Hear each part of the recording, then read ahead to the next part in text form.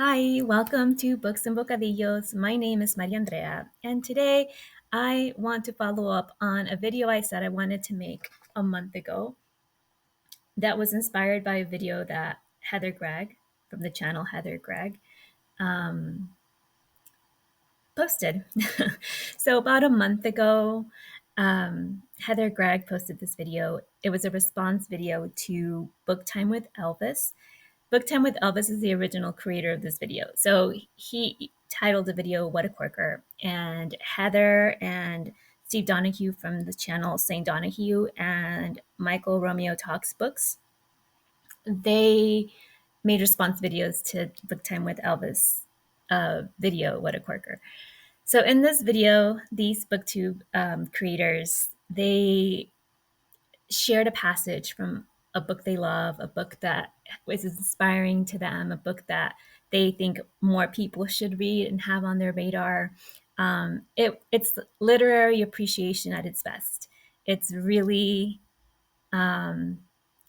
sharing and showcasing a wonderful piece of literature and talking about what makes it wonderful and really just encouraging others to pick it up. So I want to join in on the literary enthusiasm. So at the time when I watched the video, I was in the middle or finishing up reading a book that I knew was going to change my life and I knew would become an all-time favorite. So for me, that book is Martita, I Remember You by Sandra Cisneros. The Spanish version, Martita Te Recuerdo, is actually my favorite. So, Martita Te Recuerdo is the Spanish translation written by Liliana Valenzuela, and it's wonderful. But we're going to stay in the English today. So, today I want to share this book. As you can see, I loved it so much. There are so many tabs. And the passage that I want to share is a passage that is very evocative of the Christmas season. So I live in the United States, and in the United States, we're entering the Thanksgiving holiday week. And at this point in time, you're in one of two camps. Either you have put your Christmas decor as soon as Halloween was over, or you're about to put up your Christmas decor as soon as Thanksgiving is over. I don't know where you where you land if you live in the United States and this is a thing, but I feel like I'm in the minority. I usually wait till after the Thanksgiving holiday to put up my Christmas decor and get into like watching the holiday movies and that sort of thing, listening to the music. So I'm not there yet, but in preparation for getting into the spirit of the holiday season, I want to share a passage from here that was so evocative of the holiday season. That's why I kind of waited and lingered on posting this video because I wanted it to be closer to the holiday season. So I hope that you hear the beauty in these words and appreciate the wonderful artistry of Sandra Cisneros. So without further ado, here is a passage. I must delay just a tiny little bit because I need to say that this is an epistolary novella. It starts out in the present time with Marta discovering a box of old letters that she had exchanged with two of her best friends from the time when she was young in her 20s living in Paris. And the story unfolds. So there's letters that go back and forth and are telling the story and reliving the time of these young women when they were in Paris. Now, I don't know, middle-aged women, just reflecting on life, the passage of time, the enduring force of friendships. And so this is a wonderful book. So now I'll get started. Martita, I like how you say Boberg. I know how to say it now, too. Meet at the Center Pompidou at Boberg. I'm probably not saying this right. One of us always on time, and the other two always late. We walk around and buy bags of pommes our hands cold, the little paper bags greasy and warm, or a sticky crepe from a street vendor. We look in shop windows at the things we can't afford. In Chicago, my family is making tamales for Christmas. They're soaking corn husks in tubs of water to soften them. There's a scent of pork meat steaming in my mother's pressure cooker. My mother has a whole family assembled in a production line that requires all hands on deck. Aunts and uncles and cousins and kids, some at the table spreading dough on the corn husks with spoons, some adding the fillings, the sweet and the salty, then trying them with strips of corn husks, as if they were Christmas presents. My family is gossiping as they work, I imagine. They're having a good laugh about me, I bet. My ma is telling a story with me holding a flute of champagne in one hand and a pen in the other. She imagines I'm looking out at Paris from the top of the Eiffel Tower, though I can't even afford the second floor observation tower. Me in the city of dreams.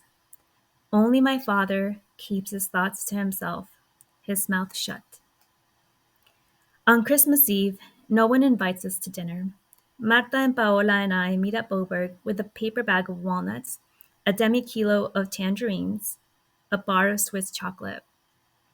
We look in the bright windows, an Indian shop full of gauzy fringed scarves, leather strings of brass bells, patchouli incense, wicker baskets, rattan chairs, a woman selling roasted chestnuts. Open-air stalls with gray downy geese hung by their feet, flaccid necks, pheasants with all of their plumage, waxy wheels of cheese as creamy as calla lilies, chocolates wrapped in gold foil, blood oranges from Spain, green bananas and mangoes from Senegal, avocados from Israel, Greek pistachios, feathery tulips the color of flamingos, on thick green stems, shops with silk camisoles and scented drawer paper, soaps that smell of carnations, little bunches of lavender tied with ribbon, a peach parasol lampshade, a white iron bed with an antique comforter and the linen all cut work and edged with Battenberg lace, and Marilyn Monroe alarm clocks. Look, look, Martita. You bury your head on my shoulder and say, please, can't we go now? I'm so cold. And that's a passage from Martita, I Remember You. So I like how it just makes you feel like you're in the city of your dreams, chasing after your dreams and in the holiday season, and what your family imagines you're doing and what is actually reality for you. And I traveled in my 20s around Europe, and I traveled on a shoestring budget. And I remember walking the streets of London and Paris and Edinburgh and in Amsterdam, and just looking through shop windows at all the things that you couldn't afford to buy, and just but also delighting in the little things, the mandarins, the chocolates, the things that you could, right? The bag of pomfrets. Anyway, it just took me to a time in my 20s and brought a lot of nostalgia to my mood when I was reading it, and even now as I reread it. Yeah, this is a book I probably will give another read through very soon. And I hope you enjoyed my reading. I hope you enjoyed hearing my thoughts. And if you like epistolary novels about friendship that are very evocative and nostalgic, this is a good book. It's short, it's brief. It feels like an afternoon read, a cozy afternoon read that will transport you to your own walk down memory lane, or to these women's just coming of age through their travels in Paris, and then a reflection of a life, a dream deferred, a dream pursued, a dream that's still in the works, It's just dreams. They're always there. They linger. They die. They get replaced. They grow. They come back. It's just a wonderful book about dreams and the dream life, the dream city, city of dreams. So a beautiful ode to Paris.